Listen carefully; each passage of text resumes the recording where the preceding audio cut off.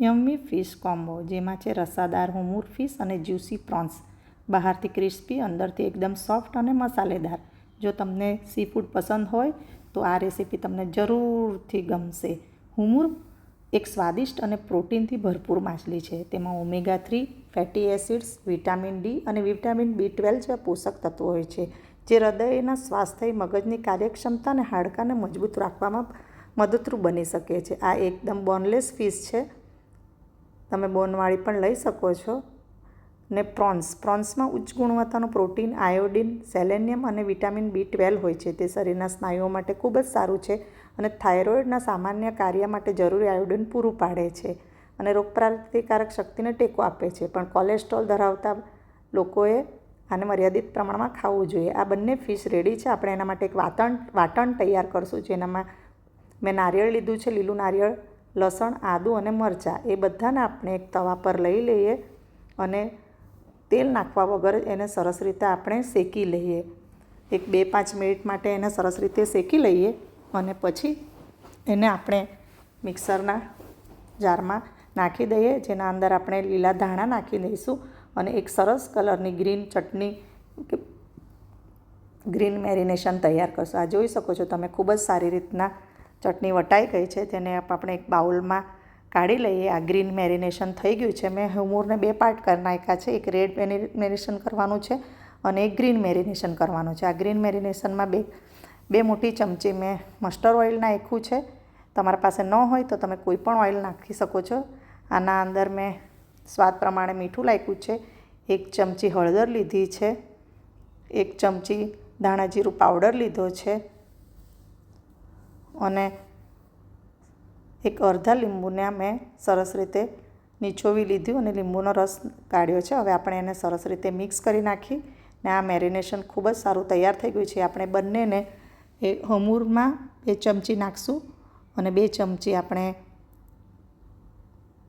પ્રોન્સમાં નાખશું અને સરસ રીતે આપણે એને મિક્સ કરી નાખીએ. સરસ રીતે ફિશને મસાજ કરી લઈએ અને એને 15 મિનિટ માટે આપણે સાઈડ પર રહેવા દઈએ. ફિશને મેરિનેશન કરીને આપણે ઓવરનાઇટ કે એવી મૂકવી ન હોય, એને તરત જ આપણે બનાવી નાખવી જોઈએ 15 મિનિટ પછી. હવે આપણે એક બાઉલના અંદર રેડ મેરિનેશન તૈયાર કરીએ. તેના માટે 2 ચમચી મેં મસ્ટર્ડ ઓઇલ લીધું છે. તમે કોઈ પણ ઓઇલ વાપરી શકો છો. એના અંદર 1 ચમચી આદુની પેસ્ટ અને 1 ચમચી મેં લસણની પેસ્ટ નાખી છે. અડધું લીંબુ મેં સ્વીઝ કરી લીધું છે, નીચોવી દીધું છે, એટલે લીંબુનો રસ. સ્વાદ પ્રમાણે મીઠું નાખશું. અડધી ચમચી હળદ લઈશું.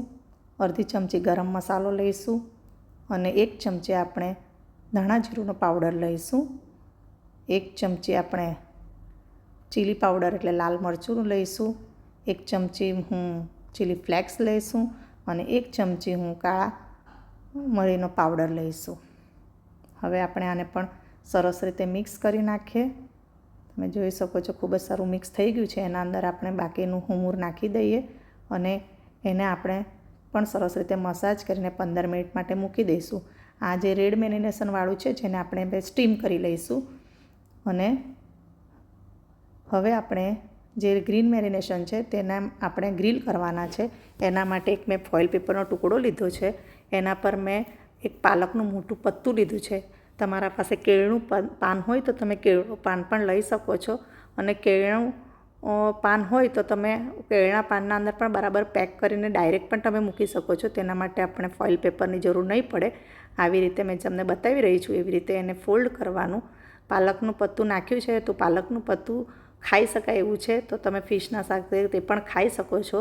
એ પણ ખૂબ જ સરસ લાગશે અને એને આવી રીતે આપણે બધી જગ્યાથી પેક કરી દઈશું કે જેથી કરીને મેરિનેશન બહાર નહીં આવે.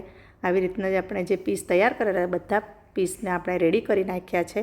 એવી જ રીતના હવે આપણે પ્રોન્સને પણ કરી લઈશું. પ્રોન્સના માટે પણ મેં ફોઇલ પેપર લીધું છે. એના પર થોડું તેલ સ્પ્રે કરી દીધું છે અને સરસ રીતે પ્રોન્સને એના અંદર મૂકી દીધા છે.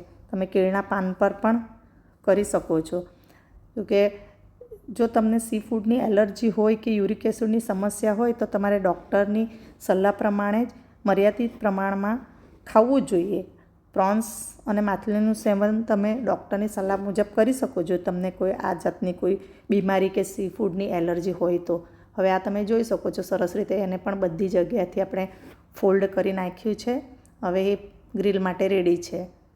અને આપણે હવે ગેસ પર તમારા પાસે કોઈ જાળી હોય આવી રીતના રિંગ એને મૂકી દેવાની. તમે ચૂલાનો યુઝ કરતા હોય તો તમે ચૂલા પર ગ્રીલ કરો. હવે અમારા પાસે અહીંયા અત્યારે ચૂલાની કોઈ વ્યવસ્થા નથી એટલે ગેસ સિવાય મારા પાસે કોઈ ઓપ્શન નથી. તમે ઓવનમાં પણ કરી શકો, એરફ્રાયરમાં પણ કરી શકો છો. હવે આ એક બીજી બાજુ મેં બીજા ગેસ પર સ્ટીમની તૈયારી કરી દીધી છે એટલે મેં એક પેનના અંદર પાણી લીધું છે અને આવી રીતે એક કાણાવાળી જાળી સ્ટેન્ડ પર મૂકી દીધી છે અને એના પર એક પાલકનું પત્તું મૂકી દીધું છે. આપણે જે રેડ મેરિનેશન બનાવ્યું હતું એના બધા પીસ આપણે એના પર મૂકી દઈએ. તમારા પાસે કેળાનું પાન હોય તો તમે કેળાનું પાન મૂકી શકો છો જેથી કરીને એની ફ્લેવર આના અંદર સરસ રીતે ફિશના અંદર આવી જાય. અને હવે આપણે એને ઢાંકી દઈએ અને સ્લો ગેસ પર એને 20 મિનિટ સુધી આપણે રહેવા દઈએ એટલે આ સ્ટીમવાળી ફિશ તૈયાર થઈ જશે. જે આપણે મેરિનેશનમાં 2 ચમચી ઓઇલ નાખેલું હતું એ જ ઓઇલ છે. હવે બીજી બાજુ આપણે આ ગેસના પર ગ્રીલ કરવા મૂકેલું હતું એને આપણે હવે ટર્ન કરી દઈશું. એક 5 મિનિટ પછી એને ટર્ન કરી દઈએ અને એને પણ સ્લો તાપ પર કરશું. હવે ફરીથી બીજી 5 થી 7 મિનિટ માટે એને આપણે ગેસ પર રહેવા દઈએ. ફિશ બહુ જ જલ્દી થઈ જાય છે અને જરા તમે આ જોઈ શકો છો તમે 15-20 મિનિટ પછી એકદમ સરસ રીતે સ્ટીમ થઈ ગઈ છે અને ખૂબ જ સરસ સ્મેલ આવી રહી છે અને આ ગ્રીલ કરેલી પણ સરસ રીતે રેડી થઈ ગઈ છે. હવે આપણે આ જ ગ્રીલ પર આપણે આ પ્રોન્સ પર મૂકી દઈશું. પ્રોન્સને પણ 7-8 મિનિટ માટે જ રહેવા દઈશું. પ્રોન્સને ટર્ન મારવાની જરૂર નથી. તે એકદમ સરસ રીતે તમે એર ફ્રાયરમાં કરો તો ખાલી 3 થી 4 મિનિટમાં જ પ્રોન્સ થઈ જાય છે. તમે ફ્રાય કરો કઢાઈના અંદર તો પણ 4 થી 5 મિનિટના અંદર થઈ જાય છે. તો હવે આપણે આ ફિશ, હુમુર ફિશ, પ્રોન્સ બધું રેડી થઈ ગયું છે. એક વાતનું ધ્યાન રાખવું જરૂરી છે. કોઈ પણ ખોરાકનું સંતુલન પ્રમાણમાં સેવન કરવું વધુ સારું હોય છે. તમને કોઈ એલર્જી હોય કે કોઈ ડૉક્ટરે તમને મર્યાદિત માત્રામાં સી ફૂડ ખાવાનું કહ્યું તો તમારે એ પ્રમાણે એ ખાવું જોઈએ. આ તમે જોઈ શકો છો ખૂબ જ સરસ રીતે સ્મેલ આવી રહી છે. હવે આને હું ચોખાના રોટલા સાથે પીરસીશ. તમે એને કોઈ પણ ઘઉંની રોટલી સાથે કે આમ જ તમે એક સ્ટાર્ટર તરીકે પણ ખાઈ શકો છો. હવે આ તમે ખોલીને જુઓ કે ખૂબ જ સરસ પાનના અંદર થઈ ગયું છે. આ કેળના પત્તામાં નથી અને પાલકના પત્તામાં છે એટલે તમે ડાયરેક્ટ પત્તા સાથે પણ ખાઈ શકો છો. એના સાથે તમે થોડું સલાડ, કાંદા, ટોમેટો અને લીંબુ લઈ શકો છો. આ જુઓ ખૂબ જ સરસ રીતે આ પ્રોન્સ પણ થઈ ગયા છે. એને મેં ટર્ન નહીં માર્યા હતા, એને એક જ સાઈડથી પકાવ્યા છે. એની ગરમીના અંદર જ એ થઈ ગયા છે. ખૂબ જ જ્યુસી અને ખૂબ જ ટેસ્ટી પ્રોન્સ થઈ ગયા છે. તો મિત્રો, આપણી tasty yummy fish combo recipe હવે તૈયાર છે. બહારથી સરસ ક્રિસ્પી, અંદરથી એકદમ જ્યુસી, દરેક બાઇટમાં ભરપૂર સ્વાદ. તમે આ રેસીપી જરૂરથી ટ્રાય કરજો અને તમારા મિત્રો પરિવાર સાથે પણ શેર કરજો. અને આવી સાદી અને સરળ રેસીપી માટે મારી રાંધણીને લાઇક, શેર, સબસ્ક્રાઈબ કરજો. Thank you.